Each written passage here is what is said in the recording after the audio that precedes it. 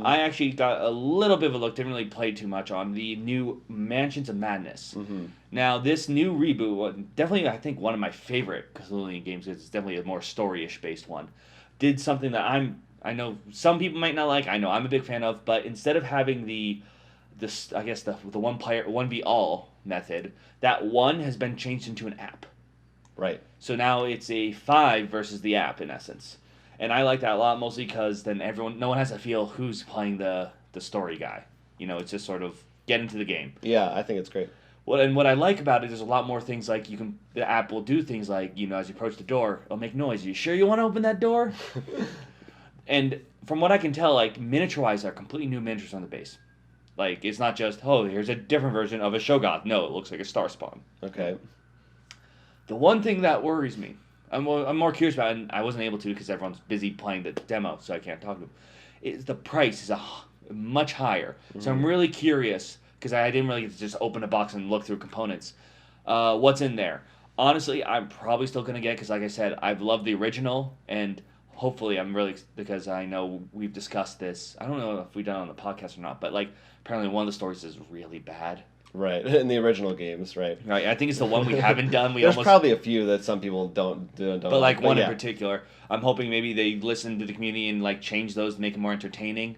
Mm-hmm. I remember the whole Smoke and Fire one, right. We love. But that's definitely, while that is higher than I would like, I'm definitely, the old game itself proved to be too good for me to resist. And the app we've loved the use of app. I want to support apps in games because I really do think we're at the point when they can really help bring us to a really nice area. Well, I believe that this Mansion of Madness 2nd Edition actually is available even outside of Gen Con already. So if people have checked it out, let us know your thoughts.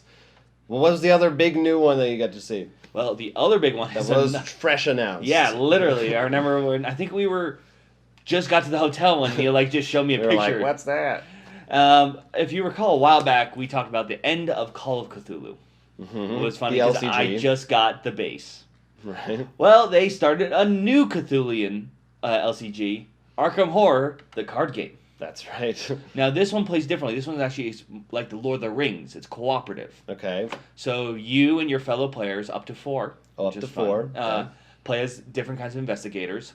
And there's actually story scenarios. And I got to play one. I actually got really lucky. I got to play with Tom from Neverboard Games. Like, we just both happened to be at the table, and it was really fun, really energetic. And we had a scenario in which we were studying apparently some murders in the room, as an investigator and a small child would. Right.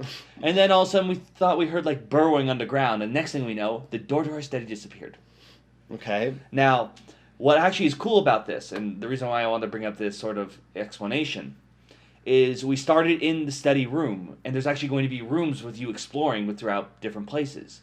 So we start in the study, there's nowhere to go. So the room, it's represented by a card. Yes, there's actually a card. Okay. And there's actually, certain rooms have difficulties in finding clues in them. And that's usually how you beat things. But once we did get out of the study, we found a way. I won't spoil how or what happened. Okay. We entered another area that had rooms that Well, is it actually, like, you don't want to spoil how, is it a fixed thing? Like, yeah, there's actually a little story. It tells you where you found something and what happened once you get enough clues. Okay. And so we found our way into a hallway, which led into one door, which we couldn't go through, and an attic and a basement. Okay. And what was cool about this is that you can go into different rooms, and sometimes that helps to be in other rooms, sometimes it actually hurts. The room's actually hidden until you enter. So, like, the basement did something when it revealed, the attic did something when revealed. Huh. And so that really gets the story mythos of the game. It sounds like it actually translates the feeling of the board game as opposed to just being a battle game or whatever with a skin. Yes. Well, and then here's this is interesting because I don't know. You haven't played the Lord of the Rings. I have not. Yeah, I have, and that is also cooperative. Mm-hmm. In that one, there's sort of a timer, a threat timer, and if you hit 50, you're gone. You're done. In this, there's a small deck. I forget what the name of it, but it gets like tokens on it, and each card has like a deck of 3 cards, I think it was. The first card hit 3. Once it hit 3, it revealed and said something bad. And then the next one had 9, and if it goes through, you die. So that's your timer. Okay. And after everyone does their actions, there's a threat deck where you draw, and it usually has monsters in there, or some other bad events. But some of these monsters, and this was cool, some of them hunt you directly. Like, they go right in front of you and you got to fight it. Mm-hmm. But some would be like, this appears in the attic. So if the attic card hasn't appeared yet, it's discarded. Or if it's there, it's waiting in the attic. So you know, oh, great, that's in the attic and stuff. So these really cool, and the artwork, by the way, is amazingly terrifying. Like, the set we had a lot of ghouls. So it's not just taken from the game. It's all new. No, I'm almost certain. I don't recognize any of this art, and I like I said, I have the Call of Cthulhu base. Right. You've seen a lot of Arkham Horror. I've seen most of it. How about they use the same characters, or those I recognize the base investigators have, which actually comes with 5. Okay. And what's interesting is the way the game works itself, the cards. So you draw your cards, and some cards have your character has initial stats, like for fighting, investigating, like the regular Lovecraft. Right. And some of your cards have symbols, which means you could discard them to try to power up for successful. And this is the best part. You know how in the Arkham and Eldritch you roll dice and you hope for a 5 or 6? Mm-hmm. Well, this one has a bag, the Chaos Bag. This bag is filled of lovely tokens. The Chaos Bag. You reach into this bag and pull out a token. Mm-hmm. These many tokens, such as maybe a +1 to your skill check to see if you beat it.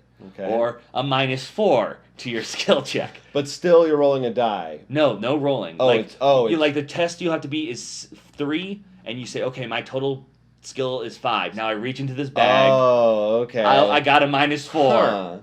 Huh. But in addition to those minus and pluses, there are certain symbols. Some are symbol if you draw it refers to your card, and you get like a special ability. Some of them refer to the story, so it'll be like, like one was you lose -X when X is the number of ghouls, and actually that card that tells you what each symbol means flips over to a harder version of the mode. So if you feel like you can take on a harder mode, and of course there's one token that's just you fail. Do you get devoured? No, I think that's it's just failed. Well, you might get devoured. Maybe later. But it's just fun because you had that sort of randomness, but it was sort of almost because usually you roll die and you blame the die for it. Now you're like, you're the one reaching in and grabbing. Sounds like a fun alternative to that. So, like, it was really fun to see how pushing your luck, like, I want to keep my hand with cards, but I got to discard some of these and just hope for the best and see what I pull out. It was also very funny because, like I said, I was playing with Tom from Neverboard, and both of us are familiar with many of the LCGs, so there'd be moments when we'd be things like, okay, for my first click, because we're thinking Android Netrunner or something, so it was very funny to see and compare the games. Overall, at first, when I heard the news, I was like, are you just changing the name for Call of Cthulhu? Right. I really loved it. It really did capture what I think it makes total sense. Like, honestly, the Call of Cthulhu, you really think that's competitive? I guess you play as Cthulhu versus investigators versus... Mm-hmm. But this, like, you really feel you're in a story, and just like the Mansion of Madness, like, I think it works well. And from what I can tell, it's got already a nice difficulty curve. We were having troubles. I mean, things can get very scary very fast. Yeah. And I watched 2 games before waiting, in which one game pretty much never left the study. One guy's just went way out and did great. So depending on things can go really great or really bad, and it looks a lot of fun. Oh, and I forgot one thing because it didn't come up for us, but only for other players. When you build your decks, you actually have to put a weakness card in there, at least one, depending on the scenario. Okay. And these cards will say things like, because I saw the game that they're stuck in the study. They drew both their weaknesses on the same turn. So what First did they one, do? discard your entire hand. It's pretty bad. Second one was paranoid. I think it was draw 2 monsters or something. So it was this terrifying. So you have to almost build how am I going to hurt myself when making your LCG deck? And it's actually also designed to be a campaign. So you can gain experience. Awesome. So to add in special cards and stuff. So I'm really thinking this is going to sound like a really...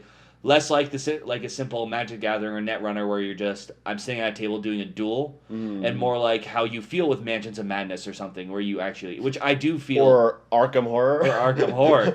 But I like something that doesn't last 8 hours. Which to me is what I love the most usually from a Cthulhu game. It sounds like if you like LCGs and or Arkham Horror, I'm sure this is going to be a huge success for them. It's a very easy sell. Yeah, and of course, this is more of a small thing, but the fact that there's now 2 cooperative LCGs, I think to me is nice.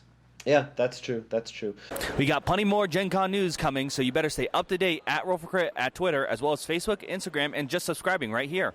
And, of course, you can find us on our very own website, rollforcrit.com/GenCon 2016 for all our videos, photos, and more. Stay tuned.